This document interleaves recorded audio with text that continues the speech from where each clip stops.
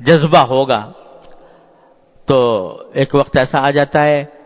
کہ پھر دوسرے خیالات کم پڑ جاتے ہیں، کم ہوتے ہوتے ختم ہو جاتے ہیں۔ ہمارے حضرت فرماتے تھے، حضرت عارفی قدس اللہ تعالیٰ سرہ، حضرت حکیم الامت رحمۃ اللہ علیہ کا یہ قول نقل فرماتے تھے کہ اب تو کچھ ایسا ہو گیا ہے کہ جیسے یوں کہہ رہے ہیں کہ اب یہ کر لو، اب یہ کر لو، اب یہ کر لو، یعنی اللہ تبارک و تعالیٰ کی طرف دھیان کی ایک صورتحال پیدا ہو گئی ہے کہ قدم قدم پر ایسا لگتا ہے کہ اللہ تبارک و تعالیٰ یوں فرما رہے ہیں کہ ایسا کر لو۔ تو ہر وقت اللہ تعالیٰ کے ساتھ ذات سے تعلق مضبوط ہو جاتا ہے۔ حضرت فرماتے ہیں کہ حضرت بیماری کے عالم میں جو مرض وفات تھا اس میں آنکھیں بند کیے ہوئے لیٹے رہتے تھے،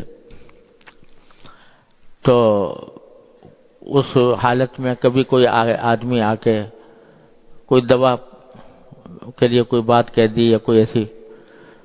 تو کبھی آپ مختصر جواب دیتے۔ جب زیادہ دیکھا کہ لوگ اس طرح کر رہے ہیں تو ایک مرتبہ فرمایا، کیوں ایک مشغول آدمی کو تنگ کرتے ہو؟ کیوں ایک مشغول آدمی کو تنگ کرتے ہو؟ حالانکہ بظاہر دیکھنے میں تو مشغول کچھ بھی نہیں، بستر پہ پڑے ہیں، آنکھیں بند ہیں، ہاتھ پاؤں چل نہیں رہے، لیکن فرمایا کیوں ایک مشغول آدمی کو تنگ کرتے ہو؟ تو مشغول کاہے سے ہیں؟ مشغول ہے اللہ تبارک و تعالیٰ کے ذکر سے، اس کی فکر سے، اس کی یاد سے۔ تو اللہ تبارک و تعالیٰ اپنے رحمت سے اپنے ذات کے ساتھ یہ تعلق عطا فرما دے تو پھر یہ سارے جو جھنجٹ ہیں غیبتوں کے اور برائیوں کے اور حب جاہ کے اور حب مال کے اور حب دنیا کے اور بد نظری کے، اور یہ سب جو ہیں وہ ختم ہو جاتے ہیں۔ جیسے کل حضرت مجدود صاحب فرماتے ہیں کہ جب مہر نمایاں ہوا سب چھپ گئے تارے، جب مہر نمایاں ہوا سب چھپ گئے تارے، تو مجھ کو بھری بزم میں تنہا نظر آیا۔ تو پھر یہ ساری کائنات میں ایک ہی جلوہ نظر آتا ہے، وہ ایک ہی چیز، ایک ہی جلوہ نظر آتا ہے، انسان کے سامنے پھر کوئی اور چیز نہیں رہتی، اللہ تبارک و تعالیٰ ہی کا جلوہ، اللہ تعالیٰ ہی کا ذکر، اسی کی یاد، اسی کی فکر، اسی کی نعمتوں کا شکر۔ اور اگر کوئی تکلیف بھی پہنچی ہے، اگر کوئی تکلیف بھی پہنچی ہے تو اس تکلیف کے اوپر بھی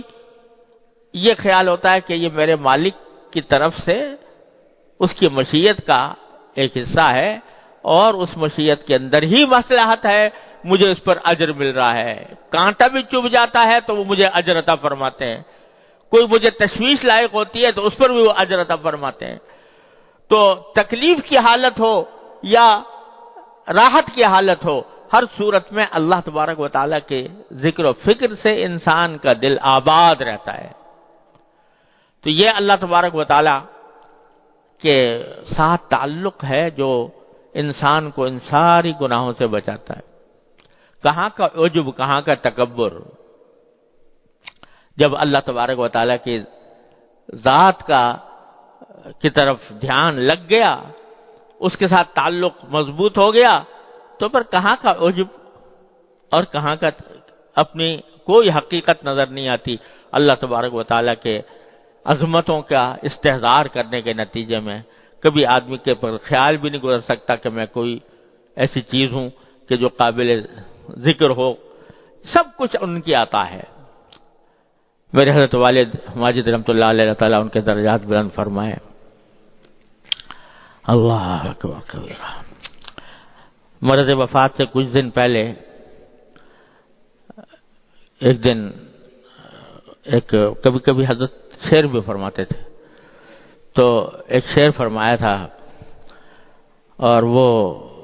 اس کی حالت کی تصویر کیا ہے، اللہ تبارک و تعالیٰ وہ ہم سب کے لیے اپنا حال بنا دے اپنی رحمت سے۔ فرمایا کہ تیرا جمال ہے، تیرا خیال ہے، تو ہے، تیرا جمال ہے، تیرا خیال ہے، تو ہے، مجھے یہ فرصت کاوش کہاں کہ کیا ہوں میں تو ہر وقت تیرے جمال، تیرے کمال میں، تیری ذات میں محور مگن ہوں، تو مجھے یہ کام فرصت رکھی ہے کہ میں اپنے بارے میں سوچوں کہ میری کیا حقیقت ہے اور میں کتنا بڑا ہوں اور کتنا چھوٹا ہوں۔ تیرا جمال ہے، تیرا خیال ہے، تو ہے، مجھے یہ فرصت کاوش کہاں کہ کیا ہوں میں۔ یہ اللہ تبارک و تعالیٰ سے تعلق جب اپنی رحمت سے اللہ تعالیٰ اس کو مضبوط فرما دیتے ہیں تو یہ کیفیت ہو جاتی ہے، تیرا جمال ہے، تیرا خیال ہے، تو ہے ہر وقت، ہر آن، ہر وقت، ہر آن، ہر کام میں۔ بظاہر آدمی دنیا کے کام میں لگا ہوا ہوتا ہے، لیکن